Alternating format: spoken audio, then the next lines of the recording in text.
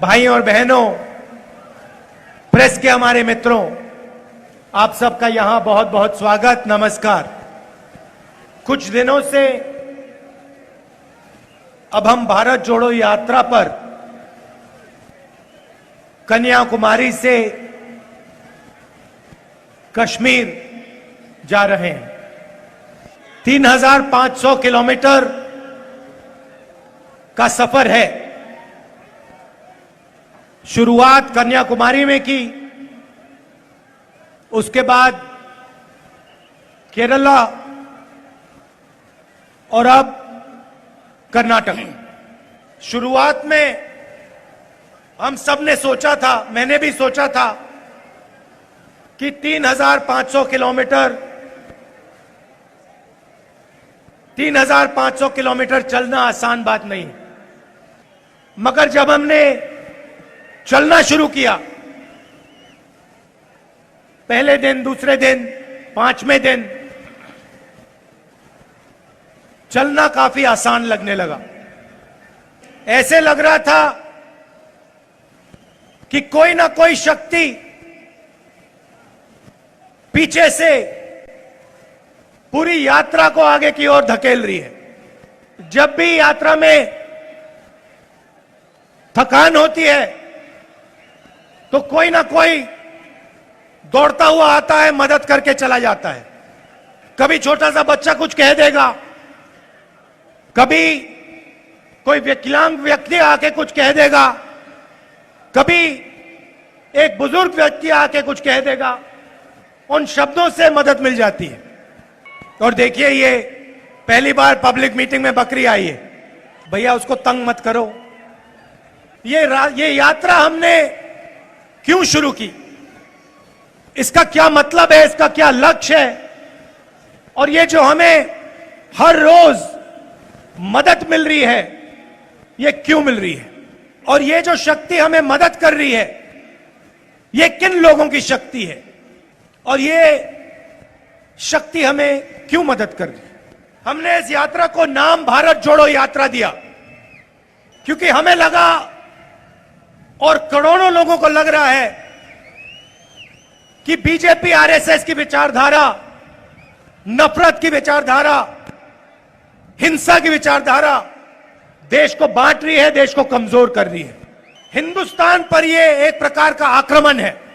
यह देशभक्ति नहीं है, यह देश के खिलाफ काम किया जा रहा है। आप देखिए,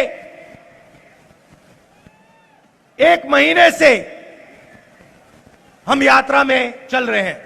अलग अलग धर्म के लोग, अलग जात के लोग,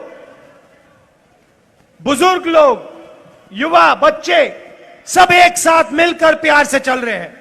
यात्रा में आपको नफरत नहीं दिखाई देगी।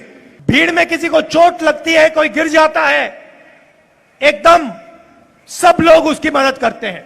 सवाल नहीं पूछते कौन से धर्म के हो, किस जात के हो, महिला हो, पुरुष हो, बच्चे हो, बुजुर्ग हो, यह नहीं पूछा जाता।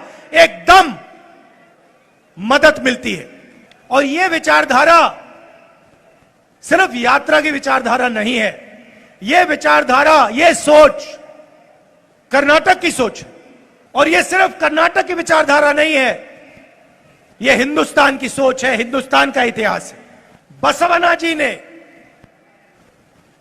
अंबेडकर जी ने, नारायण गुरु जी ने यही बातें बोली थी। और जो उन्होंने बोला था वो कर्नाटका की सड़क पे चलने में दिखाई देता है। वो आपके दिल के अंदर है, आपके खून के अंदर है, उसको निकाला नहीं जा सकता। कितनी भी कोशिश कर लें ये लोग, 24 घंटे लगा लें, 50 साल लगा लें, ये आपके खून से, आपके डीएनए से नहीं निकाला जा सकता। हम चल रहे हैं, भाईचारे के लिए चल रहे हैं, मगर यात्रा में 2-3 और मैसेजेस हैं। यात्रा में चलते हुए मैं बहुत सारे युवाओं से मिला हूं। कॉलेज में, यूनिवर्सिटी में पढ़ाई कर रहे हैं, स्कूल में पढ़ाई कर रहे हैं, और मैं उनसे पूछता हूं, क्या करना चाहते हो, पढ़ाई कर रहे हो, क्यों कर रहे हो, बाद में क्या करोगे। कोई मुझे कहता है सॉफ्टवेयर इंजीनियर बनूंगा, कोई कहता है लॉयर बनूंगा, डॉक्टर बनूंगा, कोई बच्ची कहती है मैं पुलिस फोर्सेस में काम करना चाहती हूं। उसके बाद मैं उनसे पूछता हूं, क्या तुम्हें लगता है, तुम्हें भरोसा है कि कॉलेज के बाद, स्कूल के बाद तुम्हें नौकरी मिलेगी?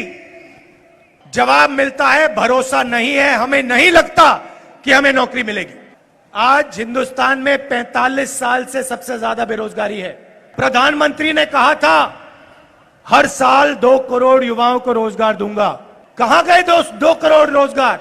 उल्टा करोड़ों युवाओं को बेरोजगार कर दिया है। कर्नाटक में 2.5 लाख सरकारी पोस्ट वेकेंट क्यों हैं? और प्रधानमंत्री की पॉलिसियों ने, नोटबंदी, जीएसटी और उन्होंने जो कोविड के समय किया, उसके कारण 12.5 करोड़ युवाओं रोजगार खो गए। अच्छा, कर्नाटक में अगर आपको पुलिस का सब इंस्पेक्टर बनना है तो आप 80 लाख रुपए देकर बन सकते हो। पैसा है तो कर्नाटक में आप सरकारी नौकरी खरीद सकते हो। पैसा नहीं है तो जिंदगी भर बेरोजगार रहो। कोऑपरेटिव बैंक्स में स्कैम, असिस्टेंट प्रोफेसर की नौकरियों के लिए स्कैम। इसीलिए कर्नाटक की सरकार को 40% की सरकार नाम दिया गया है।